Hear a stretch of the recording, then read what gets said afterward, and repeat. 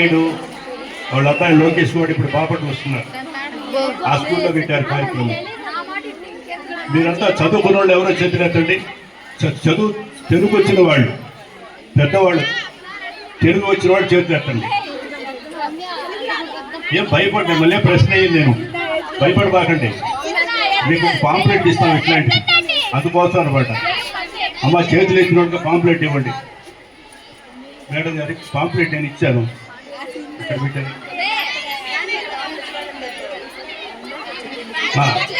సరే ఇస్తాను. ఇప్పుడు మరలా మీరు చదువు దాంట్లో, ఎందుకంటే పిల్లల్ని ఎలా పెంచాలి, మీరెవరు రాదు స్కూల్కి, నేను చూస్తూనే ఉంటాను కదా, నేను చాలాసార్లు వస్తాను ఇక్కడికి, కానీ పేరెంట్స్ తక్కువ వచ్చేది.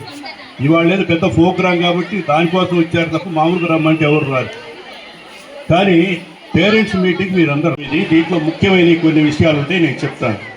ఈ 100 పాయింట్లు దాదాపుగా 100 ఉన్నాయి. మీరు దీంట్లో 100 పాయింట్లు కనీసం ఒక 10 పాయింట్లు మనం దాని మీద ఆచరణ చేసుకున్నా కూడా వాళ్ళ భవిష్యత్తు బాగుంటుంది. వాళ్ళ భవిష్యత్తు బంగారు భవిష్యత్తు ఇది వాళ్ళ. ఎందుకంటే ఇక్కడి నుంచే వాళ్ళు స్టార్ట్ అయ్యారు. మీరు 10th క్లాస్ అయిందంటే ఎక్కడికి వెళ్తారు? కాలేజీకి వెళ్తారు.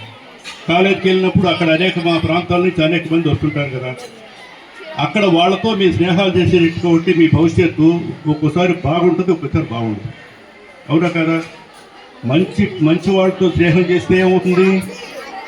మంచి వాళ్ళతో స్నేహం చేస్తే మంచి గుణాలు వస్తాయి, చెడ్డ వాళ్ళతో స్నేహం చేస్తే చెడ్డ గుణాలు వస్తాయి.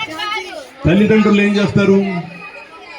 కష్టపడి వాళ్ళు రూపాయి కూడబెట్టి మీకు ఫీజులు కట్టి మిమ్మల్ని కాలేజీ పంపిస్తున్నారు. మరి అక్కడ మీరు చేసే విషయాలన్నీ ఇక్కడ తెలియదు. ఇప్పుడు చాలా మంది మనం రోజు కూడా పేపర్లో టీవీలో చూస్తున్నాం, గంజాయి, మత్తు మందు ఈ విధంగా విపరీతం అయిపోయింది. ఇవాళ పేపర్లో చూసాం ఇక్కడ, అది మన శ్రీకాకుళంలో ఒక పిల్లవాడు ఒక హెడ్ మాస్టర్ని కాల్చి చంపేశాడు. చూడండి, పోయిన పిల్లవాడు చదువుకోవడానికి అయితే హెడ్ మాస్టర్ కాల్చి చంపేశాడు. ఇవాళ 10 రోజుల నాడు ఇంకొక కడప దగ్గర అనుకుంటాను, ఒక టీచర్ని 3 పిల్లలు రేప్ చేశారు. అసలు అవి వింటున్నా కదా. అలానే మీరు చిన్నప్పటి నుంచే మిమ్మల్ని మంచి మార్గంలో పెడితే పెద్ద అయిన తర్వాత మీ పిల్లలు మళ్ళీ ఉంటారా? అట్లా మీరు పెళ్లి చేసుకుంటారు, నవ్వుబాకండి. మళ్ళీ పెళ్లి చేసుకుంటాం, మళ్ళీ పిల్లలు పుడతారు, మళ్ళీ మనవడు పుడతారు, మనరాళ్ళు పుడతారు. అప్పుడు మీరు కూడా వాళ్ళ గైడెన్స్ అంటే చెప్పడానికి అవకాశం ఉంటుంది అన్నమాట. ఇప్పుడే మీరు నేర్చుకోలేదు. ఇప్పుడు చాలా మంది చూస్తున్నాం ఇక్కడ, పెద్దవాళ్ళు అంటే తెలియదు, బాధపడాలి, సుఖపడాలి, మంచి భావాలతో ఉండాలని పెడుతున్నారండి. అది కాదు కావాల్సి మన సంస్కృతి. మనం పుట్టింది భారతదేశం. ఏ దేశం? భారతదేశంలో పుట్టడం మనం చేసుకున్న పుణ్యం. మీకు అది తెలియదు, అర్థమైందా? ఎందుకని ఇక్కడ మనకి అన్ని విషయాలు చెప్పేది ఇక్కడే.